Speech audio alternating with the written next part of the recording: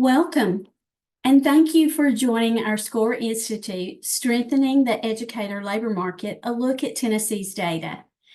Hi, my name is Dr. Sharon Roberts, and I serve as the Chief K-12 Impact Officer at Tennessee SCORE. We're so glad that you're taking the time to be with us today as we engage in learning and discuss a discussion on a very critical topic, educator labor markets. As we all know, educators are the most important in-school factor that impacts student achievement, but it's become increasingly difficult for our districts, our schools, and most importantly, our students to have access to effective educators. In my role at SCORE, I work closely with school and district leaders across the state. And we know that when districts experience teacher vacancies, they are unable to offer the quality of instruction and the variety of coursework that students need and deserve. The learnings that we'll share in this webinar today are the results of a collaboration and partnership from 15 districts across the state, representing every locale, from rural to urban, and every region from the upper east corner of our state to the border on the west. Before we go any further, I would just like to begin this webinar by sharing my heartfelt appreciation for these districts and their leaders for making the time to participate in this project. The trends and insights elevated here help us all to have a better understanding of the opportunities and challenges in Tennessee's educator labor market. As you listen today to both the data presentation and the panel discussion, I hope you'll come away with a more nuanced understanding of the state of the educator labor market in Tennessee. Tennessee students need and deserve access to a reliable, effective, and diverse educator workforce, and making this vision a reality will require innovative and localized solutions informed by the data and research. SCORE looks forward to working alongside each of you on this call to strengthen the educator labor market in Tennessee and uncover these solutions. Now I'll pass it along to Peter Tang, SCORE's Senior Director of Research, to get us started on our content for the morning. As Peter joins us, please participate in the polling question that should just appear on your screen. We'll use these polling questions throughout the presentation so that you can see the reflections from your fellow attendees as we learn together.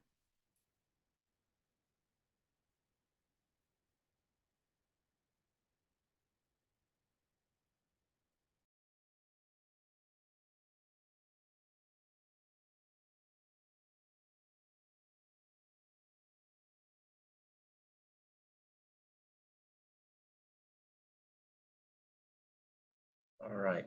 Thank you, Sharon. And thank you for everybody for taking a moment to answer the poll. I'm going to give folks just another couple of seconds to make their choices, and we'll get started on the presentation.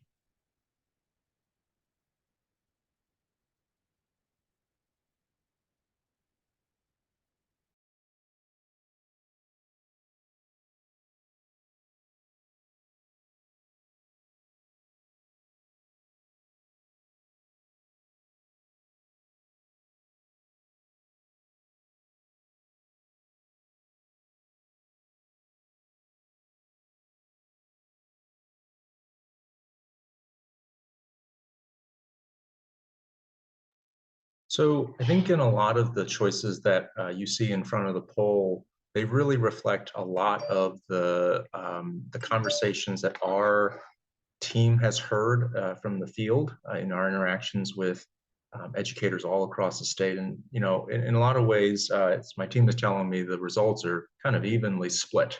And I think that actually reflects a lot of interesting potential for solutions, and that it also really kind of comports with what we think is kind of the what might be a path forward in addressing some of the challenges we're going to discuss today. It's an all of the above and not any one thing in particular.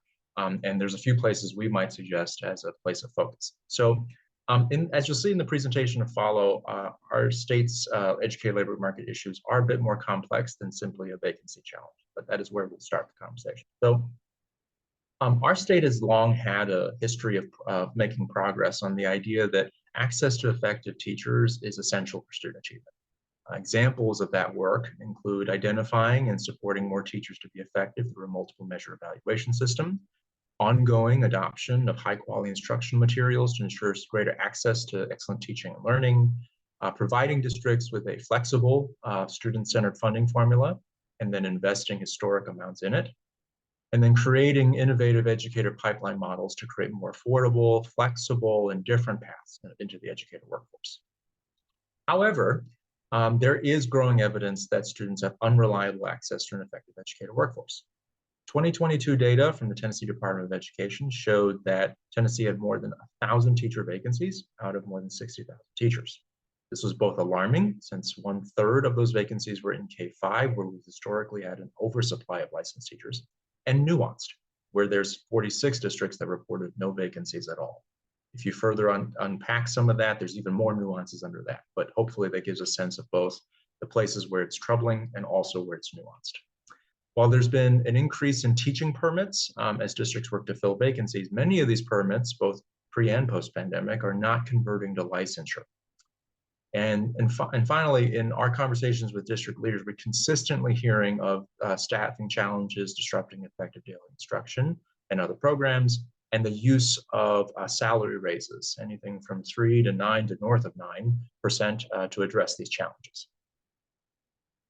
While these educator pipeline and staffing challenges are definitely concerning, real, and felt across districts in Tennessee, it's important to put them in context. Across a range of measures, whether you're looking at the number of licensures and education degrees issued, as well as public perception of parents wanting their children to become teachers, researchers have found declines that have profound impacts on how we think about potential solutions to address these challenges. Another piece of context is how our state's challenges compare to other states. Using the best available tools, researchers quantified back in 2022 that there were 55,000 vacancies across the country for teachers. And when compared to other states, it really put Tennessee around the average for vacancies. And so I would sort of characterize this as there is a vacancy challenge, but ours is not an outlier.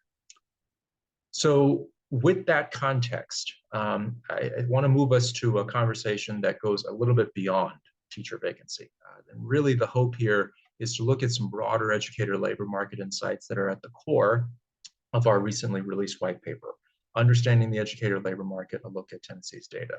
All the attendees of this webinar will receive a link to it, and you can find it on our website as well. So SCORE partnered with the Tennessee Education Research Alliance in 15 school districts.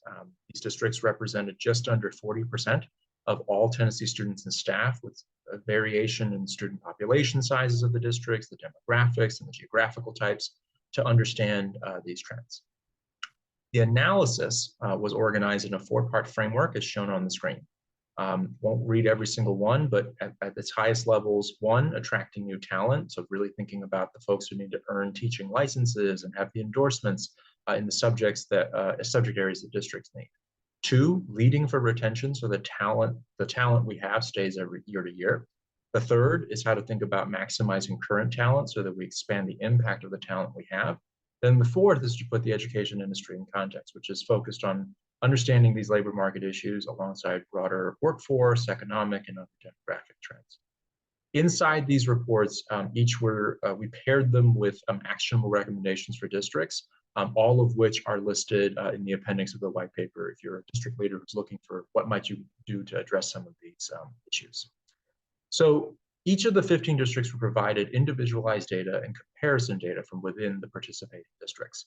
The goal was to help districts make sense of their local data, identify their highest impact levers, and create localized solutions for their community. One of the unique features of this partnership with TERA and this analysis was the ability to combine historic administrative data, so things on turnover, effectiveness, as well as educator perception data from the Tennessee Educator Survey, to give district leaders a unified view using high quality data to make sense of what is happening in their district. On the next screen, you'll see just a sample, right? I think to really think about like why that comparison data is actually interesting, in addition to understanding your own situation, having a sense of ability to see what's going on with my neighbors or similarly sized districts could also bring some nuanced sense of what's happening inside a particular district. In the next section, I'll walk through 6 highlighted features from the aggregated data across all 15 districts, a fuller set of analysis that go beyond and deeper into each of the 4-part framework is available on TERA's website and is also linked to in our paper that's released. So the first finding is that educator and labor markets are highly local. 2 data points really stand out that have practical implications for districts. The first is that among the districts in the sample, the overwhelming majority hired more than 3/4 of their teachers from 3 or fewer educator prep programs. This has important implications for how districts target their recruitment pools, as well as how they cultivate, deepen, strengthen the partnerships that they have with the educator prep programs that provide most of their teachers. There are policies in place for that, but incredible work that needs to be done by leaders to really make sure we think hard about the critical period between when someone has made the decision to choose to be a teacher and want to do the coursework to get to licensure, and then also that first few years of teaching. How do we sort of make those connections seamless and effective so that folks are ready and well supported as they begin their career as teachers? The second data point that I will point out here is really taking a nuanced view of just what staff salaries look like from a competitive standpoint across different communities. As you'll see here, when you're looking across, this really shows you the county median income compared to average staff salaries across all the participating districts. You can see there's quite a bit of variation here. And this has implications for how each district can think about salary as a lever. And I'll focus particularly on the districts on the right-hand side, where they really have a pretty significant strategic advantage over other employment opportunities in the community and can think about salary in different ways, and obviously different implications for folks on the left side of that distribution. So these findings really parallel with prior research showing that educated labor markets are highly localized. Some communities are in surplus, some communities are in deficit.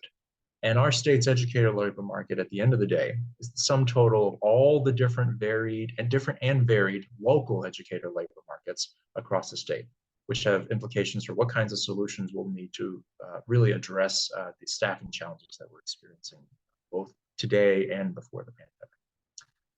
The second finding we're highlighting is that participating districts continue to lose 1 in 5 early career teachers, with many citing the need for additional support. And so the first is a look at teacher turnover, again, from 17 to 2022 to 23. And one of the first, where I'll draw your attention to is the bar on the left with the 0 to 2 year teachers. You can look at turnover in 3 ways. One, switching schools, the other, switching districts, and then the third, leaving Tennessee schools. And so, again, alarmingly, more than 20% of our early career teachers are exiting Tennessee schools. So that's not just any turnover, just the very particular kind that says they left Tennessee schools, which we're going to interpret as a proxy for exiting the profession. So significant work to do there. And so when we combine this with, taking a look at some of the perception data from first-year teachers, I think that's where again, the power of the partnership with the Tennessee Educator Survey and the Tennessee Education Research Alliance has been helpful, is it really uncovers what district leaders might be able to do to address these challenges. So across the wide range of supports that you see listed, you can see that really a difference that additional support can make on early career teachers, suggesting that districts have an opportunity to make a difference before our early career teachers leave. The third finding is that educators continue to express indecision about the profession, even as turnover rates recover slightly from the pandemic. So while reported rates of indecision about staying need to be balanced with actual behavior, the combination of findings regarding turnover and indecision suggests there's continued instability in the educator labor market. Some of these forces are going to be beyond district control, broader economic and workforce trends in particular. And as we've had discussions with various partners with this work, they also highlight sometimes people just move and that it is what it is. However, I think as we'll see later, there are still a lot within district and school leaders' control to retain the educators we have today. The fourth finding is that we did see a growth in administrators and support staff that is likely fueled by ESSER funding to recover student learning. So in the chart you'll see in front of you here, you'll see that the only two places where we had that sort of real pop in percentage change in staff is in the administrative and support staff bucket. And a lot of that is likely related to investments such as tutoring, summer learning, and other initiatives that really leveraged federal recovery dollars to address the pandemic's impact on student learning. At the end of the day, someone has to run these programs and someone has to deliver on these programs. With these with the recovery funding concluding this year, district leaders will have a chance to think about initiatives that serve students well and that should continue, and then which ones should conclude. Those decisions should also take on a human capital lens. For example, can there be a redistribution of some of the professionals that are already in schools to creatively address teacher shortfalls and make sure that we're supporting high quality instruction? The fifth finding is also has connection to financial resources. Even as the state and districts continue to invest in educator compensation, salary is not the primary reason teachers leave. And so with the historic infusion of resources, and I'll name in particular the investment in the new funding formula for the state, the sample of districts that we looked at have raised salaries 3 times faster from 2021 to 23 than from before the pandemic. This is important progress as teacher salaries on average are below similarly educated peers in Tennessee, and is an important priority for district and state leaders and communities and for SCORE as well. However, with a more normal resource environment on the horizon, it's unlikely that districts will be able to keep using across the board raises as the primary lever for addressing staffing challenges. And that is particularly true as we think about this as a very resource intense investment. So unpacking that a little bit, beyond financial sustainability of the raises, educators in the sample shared that salary is not among the top 3 reasons that influence their plans to not teach at their school next year. You'll see that leadership, workload, and climate ranked higher. And then of course there's the first category at the top, which is the leaving on my own for other reasons, which can be interpreted in a number of ways, but I think we could also look at it as an invitation for district leaders to have additional conversations with staff about how they can be supported to stay. These recent investments in salaries, like we said in the prior slide, are needed, but I think the charge for innovative district leaders will be to consider a broader set of questions to assess the impact of across the board raises, which are, again, are among the most resource intensive levers to pull, and their impacts on student learning, educator retention, and other important goals. Finally, our 6th finding underscores the substantial work that remains to ensure our educator pipeline better matches our student population. While current educator staff demographics in the sample mirror Tennessee's overall population and sample, it does not mirror our public school student population. And research has over time found important contributions to making sure that we make progress on this front for student learning. So given these findings, and again, I'll remind folks that there's actually a lot more in the deck that is linked to the paper. But if you're interested in deeper dives across all the different areas that were looked at. But to sort of conclude, I want to elevate 3 areas for state and district leaders to prioritize. The first is that we need better data. All Tennessee school districts should have access to educator labor market reports focused on pipeline, retention, effectiveness, compensation, and other relevant measures, preferably with a comparison group data so that they can make sense of things to really allow strategic decision making. State has an important role to play here in providing the support so there's a common language and a data-driven understanding of both the state's labor market challenges as well as the localized educator labor market challenges.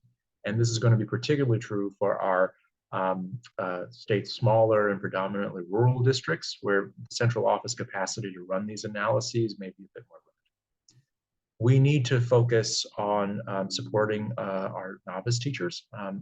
Given the prevailing headwinds on interest and quantity of entrants into the teaching profession, addressing vacancies will require an even greater focus on retention and reducing teacher turnover, particularly for novice teachers. So while Tennessee has a robust suite of policy flexibilities and program investments, that can make it easier for prospective educators to enter the profession. Ultimately, it's up to school districts to design systems to support early career teachers' success and to ensure our most effective educators are retained. Districts can also consider creating robust advanced teacher roles, a topic we'll cover in future papers in the series, that expand the impact of their most effective teachers and stand-up systems of robust support for novice teachers. And finally, we really got to revisit our compensation and staffing approaches. We've made really needed progress on improving teacher salaries in recent years, but districts are going to need to go beyond across the board salary raises to address the educator labor market challenges and create lasting change for students. Again, significant investments in part to try and keep educator pay competitive, and also in response to legislative requirements and investments to raise beginning teacher salaries to $50,000 by 2026.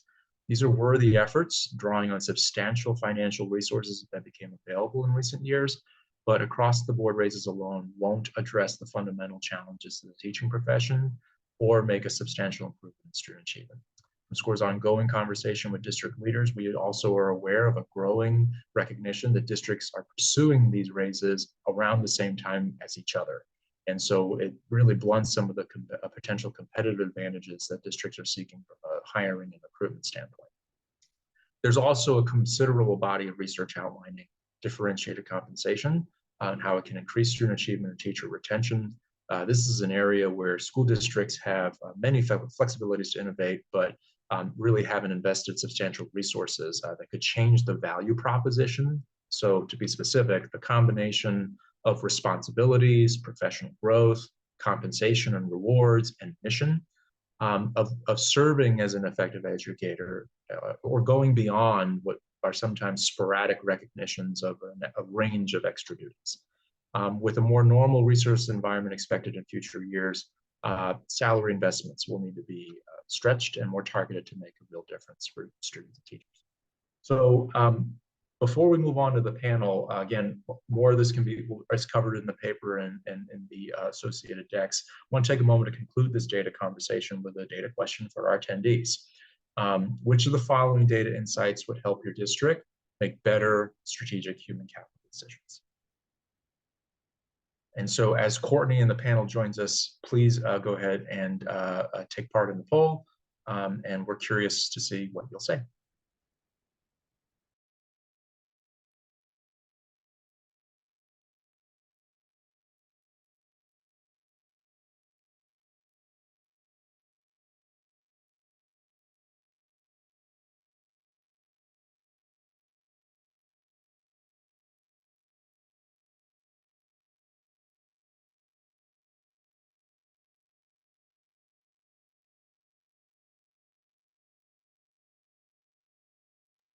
All right, we'll give folks another minute to answer that poll.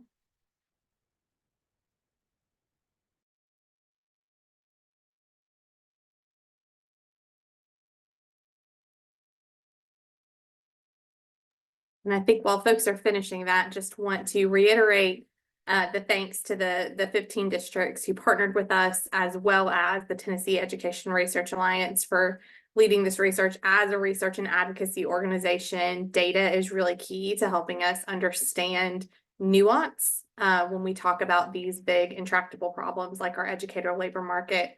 When we're painting with broad strokes, it's hard for us to really think about a path forward. So really appreciative to these districts for enabling us to have a deeper look into some of the nuanced and localized context around educator labor market challenges that we're facing as a state. All right, so in looking at this, as far as which data insights would help districts make better strategic decisions, all of the above. So all of these would be helpful to folks. And it looks like particularly retention, so why teachers are staying, as well as the comparison data. So I think knowing how you are performing as compared to your peers is a really important lens to have. So thank you all for sharing that. And I will go ahead and introduce our amazing panel.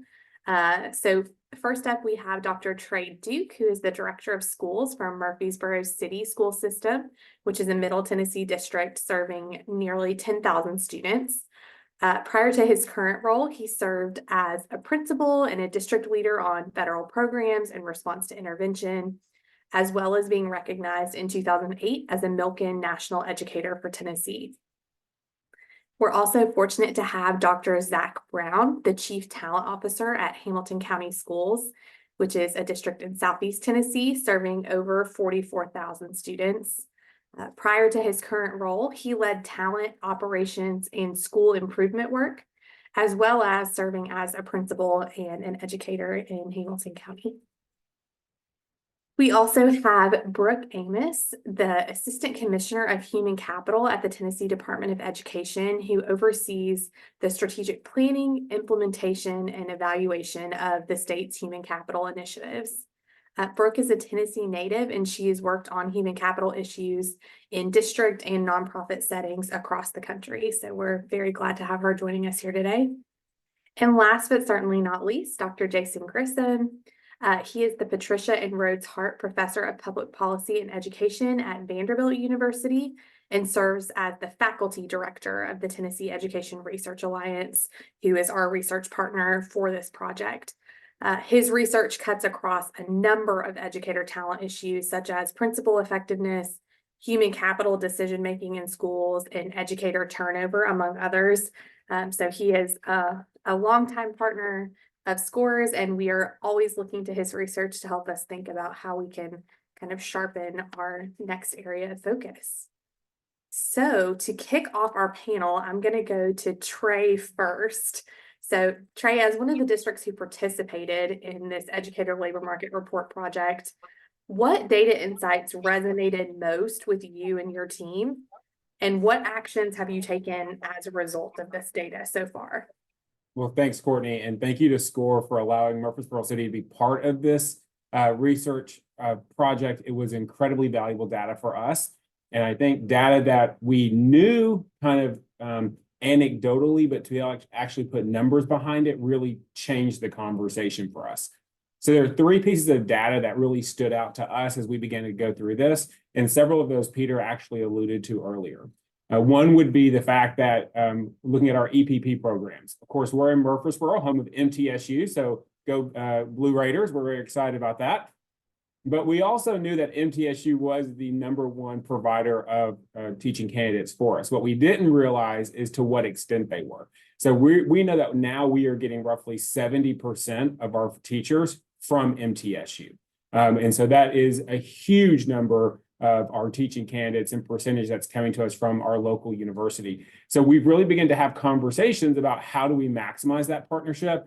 We have a great relationship with MTSU. We continue to have that. But really, we're looking now at how we onboard our residency teachers. So instead of just putting them into a school, we actually now have a plan in place about how we onboard those candidates. So during their first week, they actually come to central office. We do meetings with them. We take them on a tour of the district. Our goal is really to make them feel like they're part of us from the first time they step into our building, because we believe if they get to know us in a real and authentic way, they'll want to stay here in Murfreesboro City.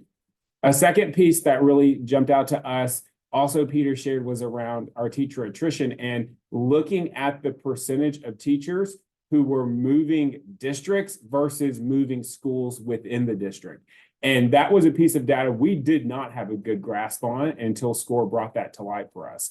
What we saw very quickly is that we had almost twice as many teachers leaving the district versus leaving the school they're in for another school in the district. And we knew we had to change that. Now, some of that I think is just proximity. We're in the heart of Middle Tennessee. You can live in Murfreesboro and you can work in Williamson County, Metro, Wilson, Franklin, Lebanon, Rutherford, and never move your house. So that's part of it. But we still weren't satisfied with that. And so we've really changed our model here to think about how we address teachers. That starts when they come on with us from a district level. We have a director of educator effectiveness who this year has really started trying to build relationships with teachers outside of the school building. And we've really kind of increased our in-person exit interviews, especially if we get notification during the school year that a teacher may be deciding she wants to leave or transfer. And we're having those conversations. And in the past, where we may not have been as proactive to say, hey, let's talk about why you're leaving, let's talk about what's happening. What we know is if there's another school in our district where there's a better opportunity for that teacher, and it's a teacher that we want to keep, we want to do everything we can to keep them in the district versus letting them walk out the door. We understand that sometimes there may be a mismatch between the teacher and the school leader, and we have to address that. And we talk a lot. It's a teacher's market, and we want to make sure that we can keep our teachers here. So knowing that we had such a high percentage of teachers compared to those leaving schools to actually leaving the district, we began really talking about how do we switch that and how do we make it better for them to stay. And then finally, looking at that last piece that Peter actually shared as well about the increase in support staff that's happening. We're seeing that in our district. And so we're really having some emerging conversations about how do we honor the need for teachers to want to grow and do things outside of the classroom and giving those additional roles and responsibilities without necessarily creating a teacher vacancy. And so that's a big conversation we're having, specifically around interventionists and instructional coaching, and how do we address it? So really important data that really has already started driving the conversation of what we're looking at in the future and even immediately here in Murfreesboro City. Thank you for sharing that. I think those are all really important reflections, and appreciate the kind of mindset shift that it sounds like is happening in central office around how you're thinking about teacher retention and what are the things that are going to keep a teacher within your district instead of just letting them walk out the door. So really appreciate that focus. Zach, I'm going to come to you next. Hamilton County has a track record of making strategic decisions with data to improve student outcomes. Can you talk through some of the strategies the district has undertaken specifically to support early career teachers, develop and grow existing teachers, and then organize staffing differently across schools? Yeah, thank you, Courtney, for having me. Here in Hamilton County School, we spend the bulk of our time, when we think about from an HR talent standpoint, is recruit, retain, and develop, right? And so when I go to retention, and we're thinking about our first year, our early career teachers, here in our district, of course, we have 44,000 plus students. We employ about 3,500 full-time employees. And so for the last 3 years, we've been hiring probably approximately about 330 new teachers to our district for the last 3 years. And so looking at our data, and in the school year 2018, our first year retention rate was sitting at about 74%, right? And so at that point, we said, we've got to recognize that that's not where we want to be. We've got to continue to be creative. And so we launched in the summer of 2018, our new teacher induction program. Really have spent a lot of money pouring into this program. I'll speak on it just a little bit, but I will say that we know it's working looking at the data. So 2018, we're at 74% first year retention rate. Right now, this past school year, we're up to 92% retention rate for our first year teachers. I'm tracking right now for this school year at a 95.5% retention rate for our first year teachers. And so we've done a lot of work there to retain our first year teachers. It starts with investing. We've invested heavily in our high quality teachers. And so we've created, and this is kind of a portion of our teacher development. So all of our schools, we have what we call lead mentors as well as support mentors in all of our schools. We have 76 schools, so we wanted to reduce the variability. So we've given all our schools a blueprint, support from the district office, where we have an induction team that supports the programs throughout the district, but there's a program at each of our schools. And so with the lead mentors, that's a teacher leader pathway for our high quality teachers, where they lead the program within their school. We pay a stipend of about $800 to those lead mentors. We'll give them a bonus stipend if there's one of our priority schools where there's tend to be more new teachers. And so we accommodate or try to subsidize that. But we also have a support mentors, and support mentors, we give $600 for every novice teacher. And then we'll do $300 for our second and third year teachers. So our induction program really is focused on the first 1 to 3 years. And so our support mentors, and we always try to do a 1-to-1 for our new teachers. So our new teachers have a support mentor as well as a lead mentor in their school. But part of the induction program is we have 5 new teacher coaches throughout the district.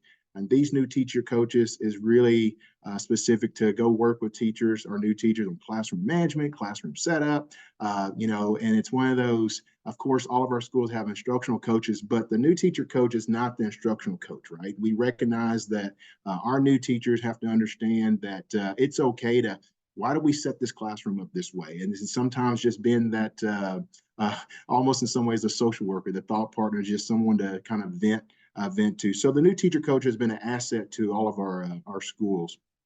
But within that, we have our, very specific and streamline our new hire orientation. Really want to really send that sense of every employee is valued here in our district.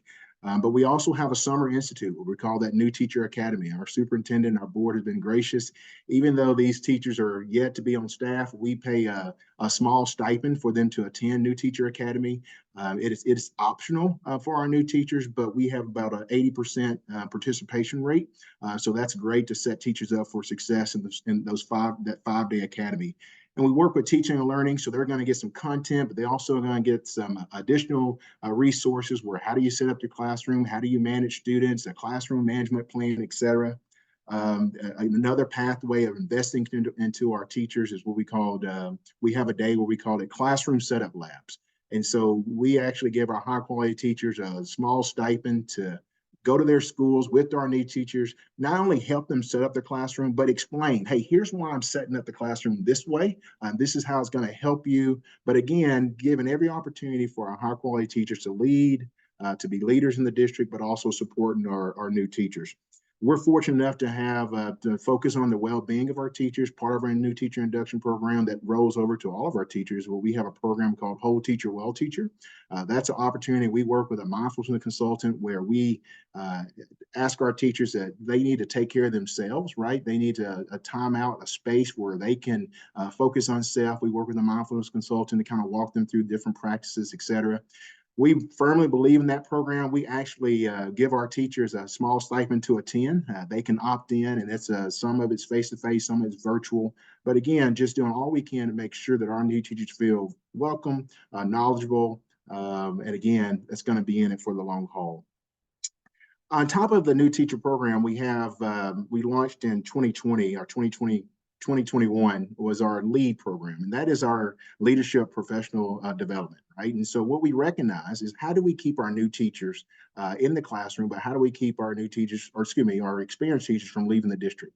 So we launched 2 pathways. We call it aspiring principal. These are assistant principals that's aspiring to be a principal, but also aspiring assistant principals, our high quality teacher leaders aspiring to be assistant principals. We launched that in 2021. Again, it's job embedded. It's a rigorous process to apply for, et cetera. But we firmly believe here that PD should be job embedded. There's only so much time in the day.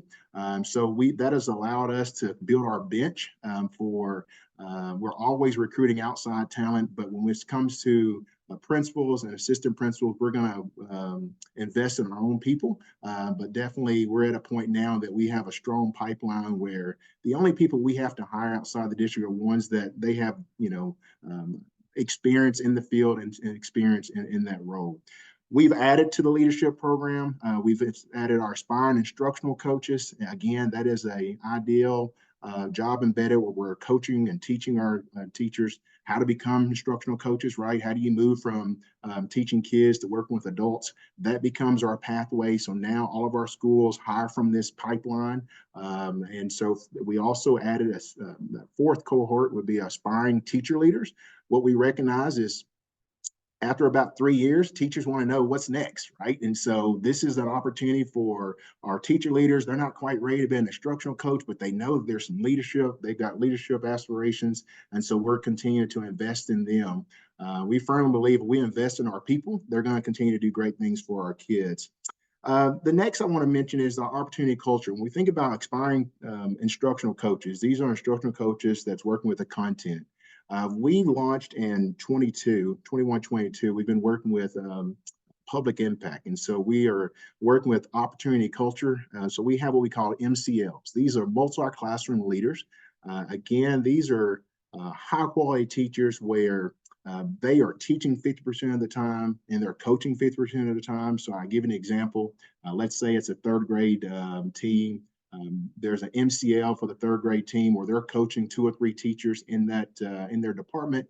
They really are the overseer of their department. These are high quality teachers. At one time they may have been a teacher, a leader in a sense of instruction coach, but now they're a multi-classroom leader. They're held to high standards, right? Again, these are 4 or 5 teacher leaders, but we heavily invest in to supplement their salary. We give them a $10,000 stipend per year, as long as they are a return on investment. And I will tell you that it's been such a benefit from our district, not only student achievement and growth, but we started out with 5 MCLs in 21-22. We now currently have 34 MCLs across our district. Again, all those are 34 high quality teachers where and the key is, from our superintendent was how can we get our high quality teachers to be in front of more kids, right? And so if you think about an elementary teacher that's 25 kids, now they have, now our kids have access to a high quality teacher where it's 75 to 100 kids. And so what's allowed us to do that is really last year we launched a new way of staffing our schools. And I'll touch on it just a bit here. We call it our school-based staffing model. So we have 2 parts to our staffing when we think about our schools. One is what we call the base allocation. That is from the district standpoint where we firmly believe that all schools should be armed with, right? The number of teachers, depending on their student population. Our schools are armed with an RTI teacher, a social worker, guidance counselors, of course, student support coaches.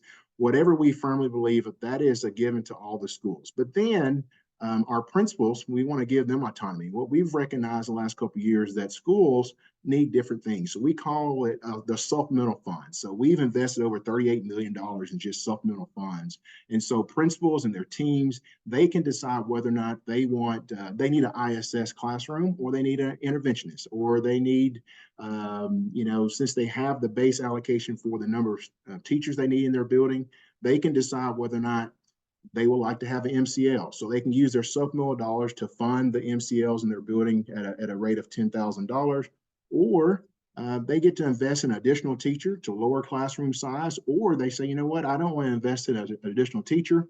I want to invest in 2 educational assistants, right? Because I want to push those educational assistants into their grade level.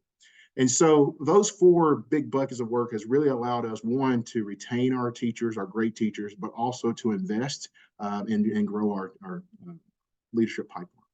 Thank you so much. There's so much to unpack there. I think I remember my new teacher induction being getting the First Days of School by Harry Wong.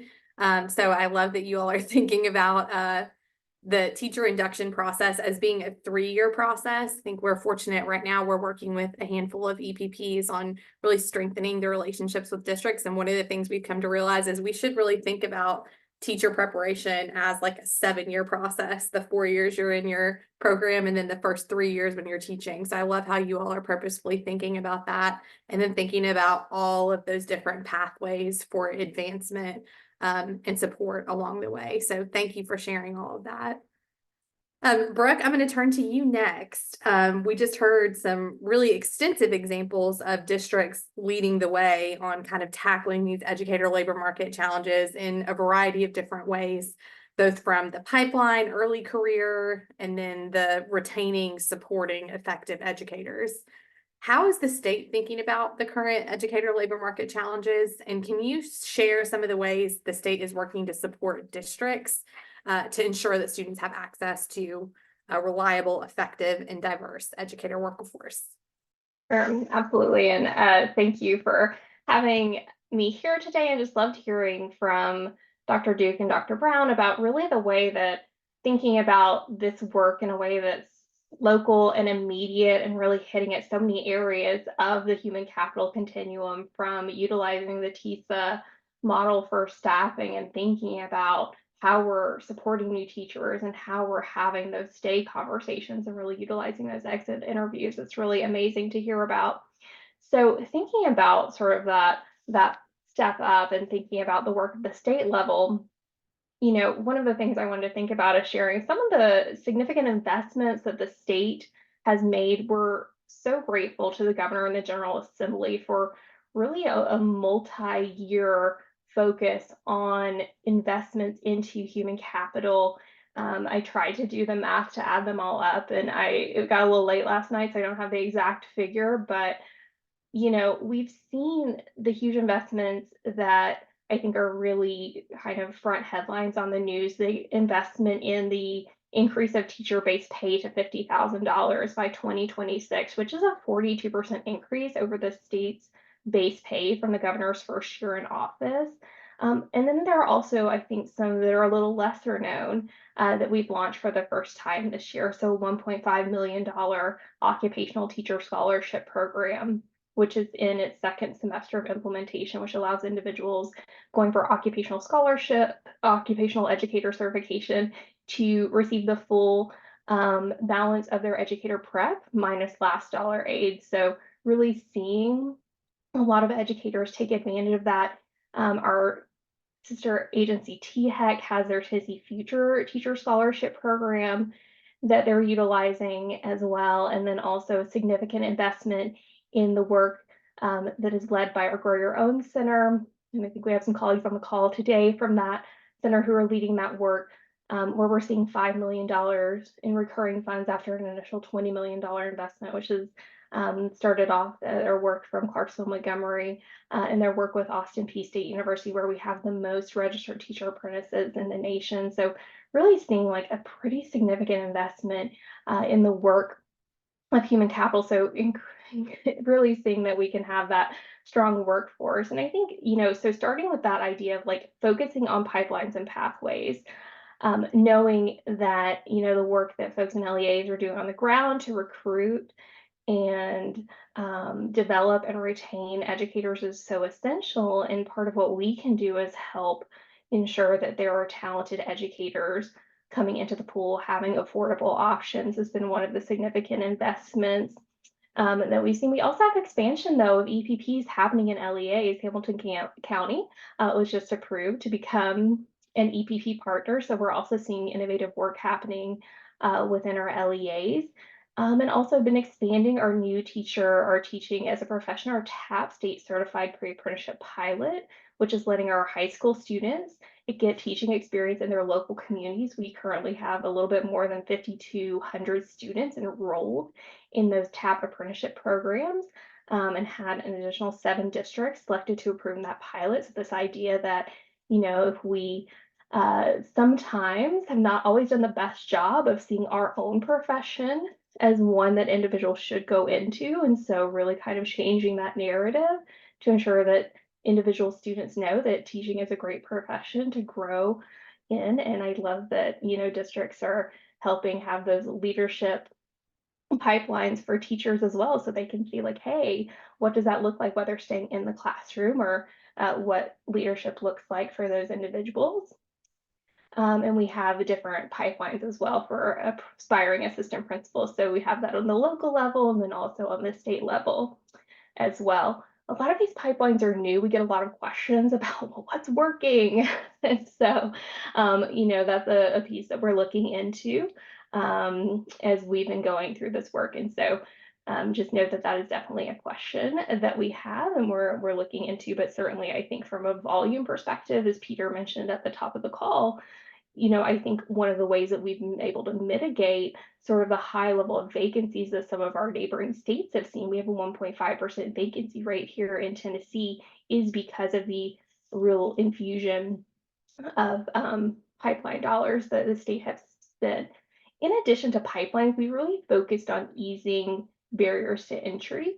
I will just give a couple of highlights on that because folks know a bit about that, but really the creation of a limited license pathway. So individuals on a permit or who haven't done a traditional EPP yet can move into the profession, which is a way that we've had to mitigate some of the challenges that we've seen. And I'm going to pause there because I know that we're looking at the time a little bit. So I'm going to pass it back to Courtney and we'll save some of my comments for later. Thank you so much, Brooke. And I think that really speaks to kind of the poll results that we saw at the beginning of like all of the above. And so there are a lot of different initiatives all trying to tackle this same problem at the state and the local level.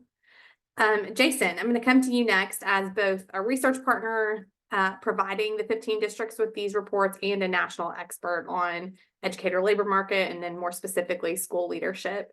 What stands out to you about Tennessee's educator labor market challenges, and how might district leaders focus their energy and their investments to address some of these challenges? Well, thanks, Courtney. So it's great to be part of this panel because Murfreesboro City and Hamilton County have really been great partners for us, and Brooke as well as someone I work really closely with. So it's good to be among so many great collaborators in this important work. I would say broadly that many of the trends and the patterns we observe in the educator labor market in Tennessee sort of mirror what we see nationally. So, broadly, we're seeing increasing challenges in attracting people to the teaching profession and in keeping them there. And I think the thing to emphasize is that these are challenges that the pandemic has accelerated, but they were present before the pandemic. And so let me just mention the one that I think is the most existential, which is we have this accumulating number of studies that are showing that fewer and fewer college students are expressing interest in teaching. And we can see actually in ACT data here in Tennessee, when high school students are taking the ACT and they're asking about what kinds of majors that the students are potentially going to go into or fields they're interested in, can track that over time. And, that census essentially of high school students we have in Tennessee, because the ACT is required, we're just seeing fewer and fewer students are expressing teaching as a potential pathway. And so that means we've got this, traditional pool of 22 or 23-year-olds that we've relied on to fill teaching vacancies, and that's getting smaller. And so we're seeing more and more vacancies being filled by coming into teaching from other routes, as Brooke was just talking about. And that's great. That can help us. But it also means that we're worrying a lot more about shortages, especially shortages of what we call hard to staff subjects like special ed and STEM. Which have always been tough areas, but I think we're really moving towards crisis proportions in some areas of the state.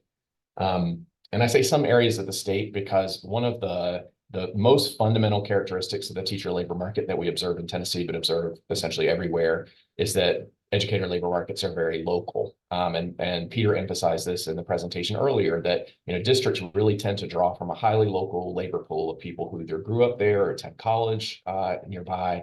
And so what that means is that some districts are going to be set up to kind of have an even tougher time filling teaching vacancies, especially in hard to staff subjects, than others. But what that also means, I think, and what we've heard emphasized in the panel, is that really leaves space also for local response. So it's really important for districts to have good information about their flows of teachers into the district and out of the district, so they understand where people are coming from and why they're leaving. To understand what those pain points are, so that districts can be strategic. So, SPED teachers are your toughest to hire. Then, what new strategies can you use to focus on bringing in SPED teachers? I also think that means we really should be doubling down on retention, because if we're having increasing problems filling vacancies, well, we need there to be fewer vacancies, right? And so we have a lot of information about drivers of retention, and we can talk about those. But to the sort of top line there is that compensation is really important, but working conditions are also really important. So how do we think about making teaching a more positive experience for our teachers? How can we get them the supports they need to succeed? And I love these sort of Hamilton County examples as Zach walking through all of the things that the kinds of ideas that local school districts can use to provide those supports. And on this sort of last working conditions point, and then I'll let us move on to something else. But I just want to emphasize the importance of investing in strong school leadership, as colleagues are just talking about, because leadership is really consistently one of the biggest factors in teacher retention. We see really consistently in the research that good leaders keep teachers, especially effective ones. At the same time, strong leadership is going to be a district's best asset for recruiting teachers. And so on both the recruitment and the retention side, in addition to all of the other benefits, obviously, that strong leadership has for schools, it really pays off. So in my view, districts really should be thinking about investing in school leadership teams as an investment in the health of the teacher labor market, because it really is so important. Definitely agree with that. I know school leadership was high on the list of reasons teachers leave a school. It's also high on the list of reasons that teachers stay at a school. So appreciate that need to invest in school leadership. And I think while we're talking about the teacher shortage being the most urgent crisis, we're increasingly hearing that it's a smaller pool of folks who are wanting to move into administration. And so making sure that we have purposeful strategies to generate that next group of leaders is really important. And Zach, I know we've only got you for about 3 more minutes. So one more question before you go back to the very real work of ensuring an effective and diverse educator workforce in Hamilton County. How would you advise district and local leaders to think about and design solutions around some of these current challenges that we're facing?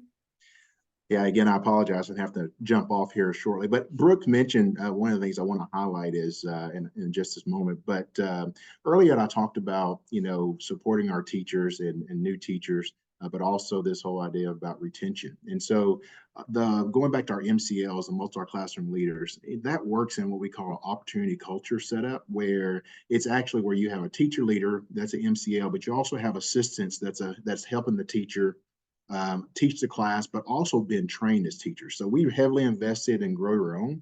We've been fortunate enough to have 60 completers since the last couple of years. We currently have 70 candidates that's in our programs right now, either post-bac, pre-bac, post-bac apprenticeships, whatnot. But the idea there is, as you're recruiting for, we have about 2,500, 2,800 classified employees. And so we don't really have to worry about selling Chattanooga or Hamilton County, because these are people that's already in our buildings. And so we're investing in them, trying to help them become teachers, but also our teacher leaders or the MCLs, those classified employees, our ed assistants are in the MCL, the Opportunity Culture Zone. So it's been a great connection of being able to grow our own, right, when it comes to our teachers. So I would say those 62 completers, Jason mentioned earlier, 40% of those has filled our special ed certification. So we've been able to really kind of fill the vacancies there by really being very intentional.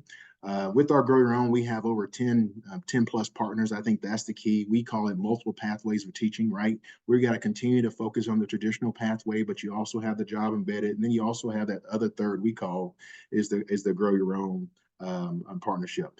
And then the next thing about the innovative way, like we, I guess almost 2 years ago now, went down the road of what would it look like to have our EPP. And so, of course, Brooke mentioned been approved. And so we are approved now in a licensure for CTE. We've invested a lot in what we call our Future Ready Institutes. That's our career tech educational pathway. But being able to now award licensure to our career tech educators is just a step in the right direction. Our hope is we'll continue to grow. We'll continue to learn from what works and what not works. And then my sense would be in the next couple of years, we'll apply for an additional license so we can continue to figure out how can we take what we're doing, innovative pathways to fill our classrooms with high quality teachers. So that's what I'll be is innovation, use what's out there, be bold, invest in the people that you have in your school district, because ultimately if you invest in them, they're going to continue to invest in your district. More importantly, do great things for the kids we all get to serve. So. Thank you so much, Zach, and thanks for joining us today. And I know that the MCLs and the opportunity culture that you spoke about, those advanced teacher roles, that's something we're really interested in exploring more at SCORE. So to preview another paper in this series, we will be digging into that more and sharing more of that, because that's a model that really solves for a lot of these challenges of taking a little bit of the burden off of school leaders, changing that culture and that teaching environment, giving opportunities to expand the impact of our most effective educators. So really something that can seem daunting on the front end, but once it's set up can help solve for a lot of challenges. So thank you for sharing that. Thank you. Dr. Duke, I'm going to ask you the same question. So how would you advise your peers to think about and design solutions around some of these challenges? I know you all have been noodling on some potential ways that you may be thinking about addressing some of these. Well, I think the big piece there for us is that whole idea of changing our mindset, because for us, and we may be a little later to the teacher kind of shortage because we have such a great partnership with MTSU being in our backyard.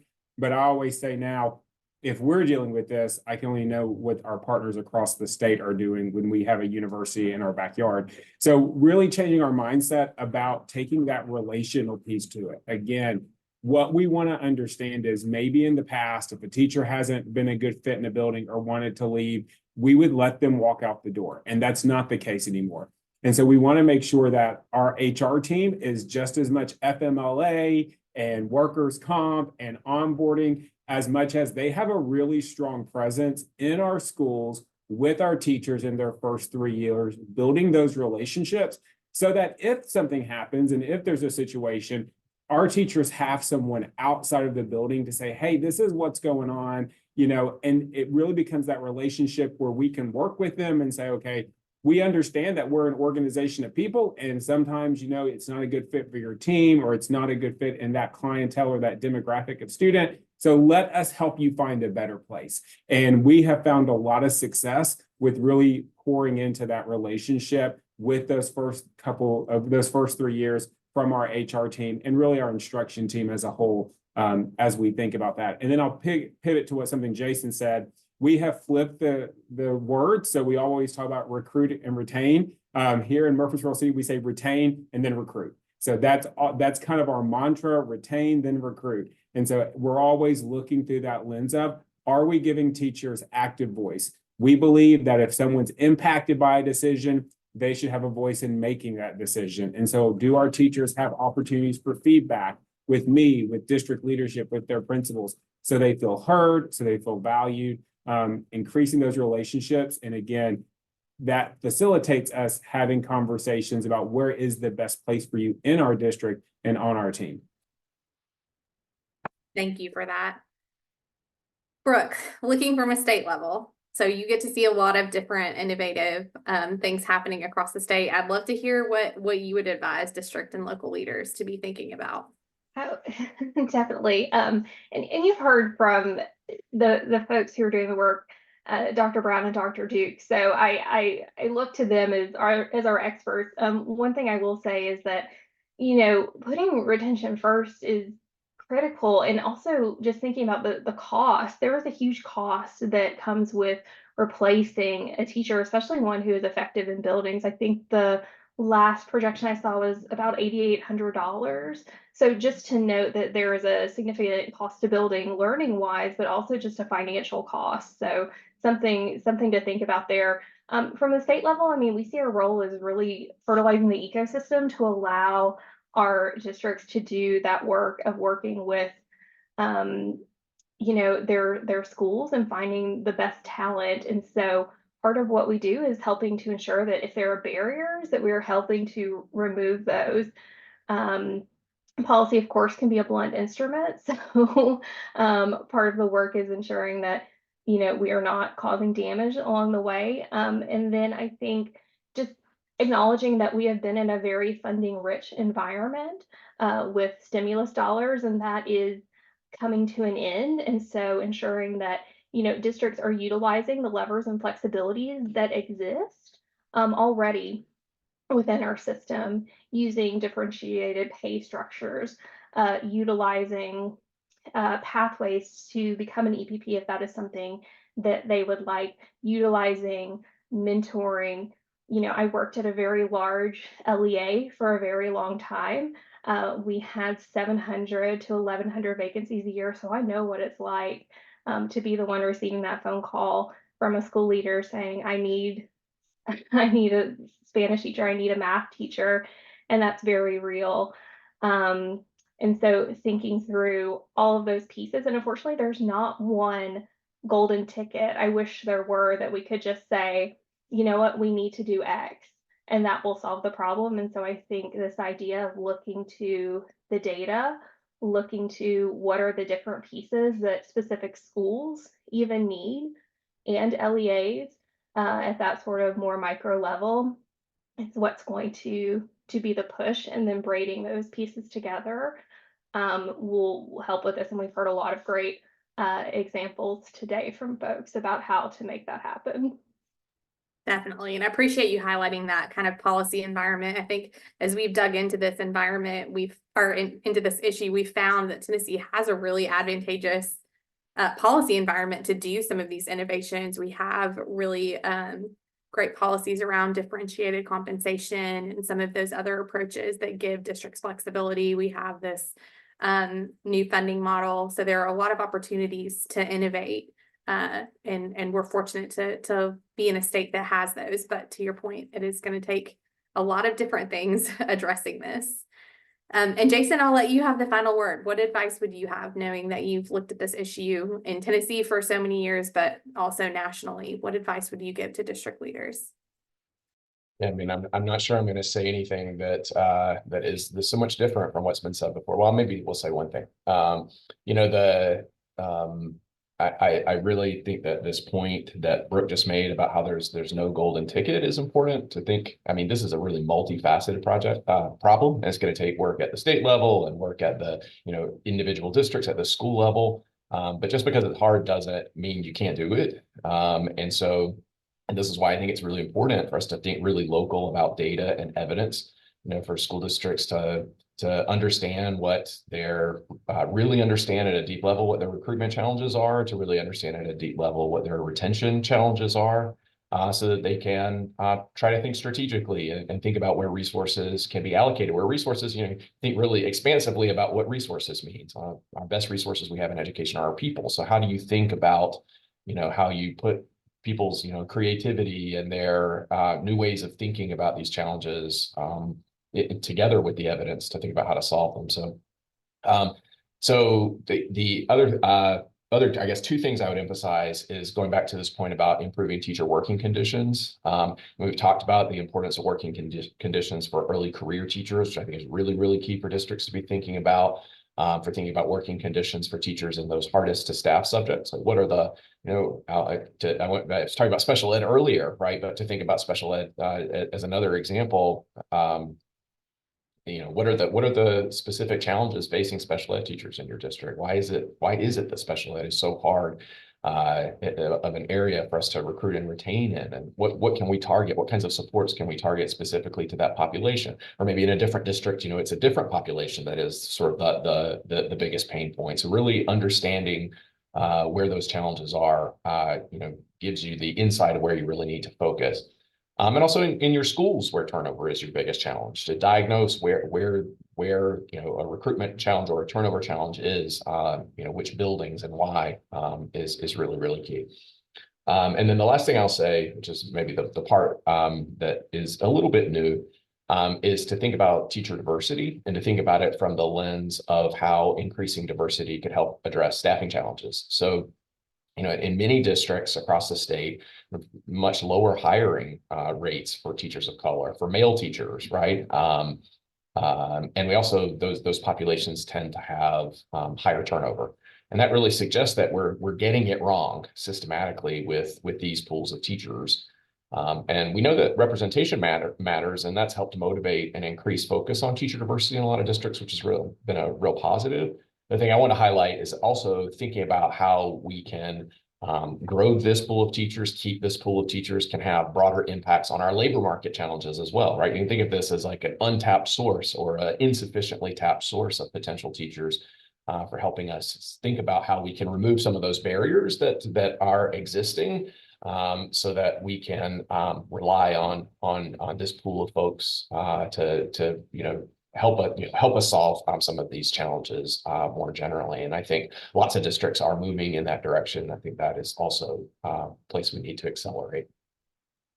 Thank you for that. So I'm hearing we should have these kind of reports for every district. We should continue to focus on all the things.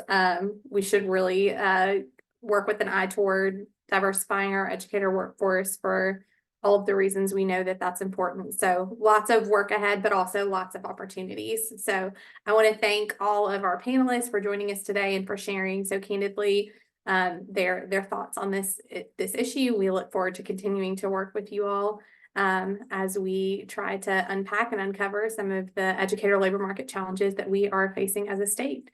So I'm now going to pass it back to Sharon to close us out for the day. Thank you all.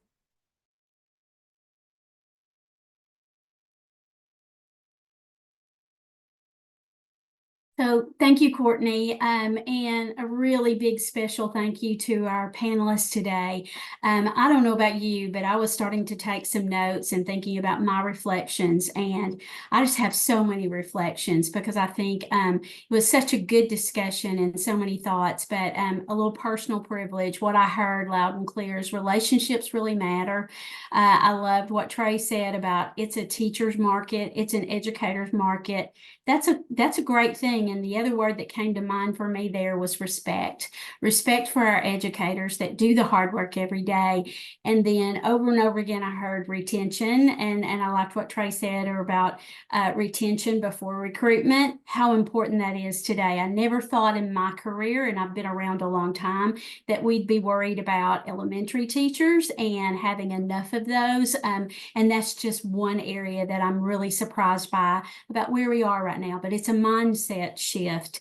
And I'm incredibly grateful to Zach and Hamilton County's work and the sharing. It's a really comprehensive approach that they're taking to this work. They're connecting academics and their talent, their financial levers. They're investing deeply in this work to make sure that it's a better ecosystem for their educators. And they're doing some innovative work too.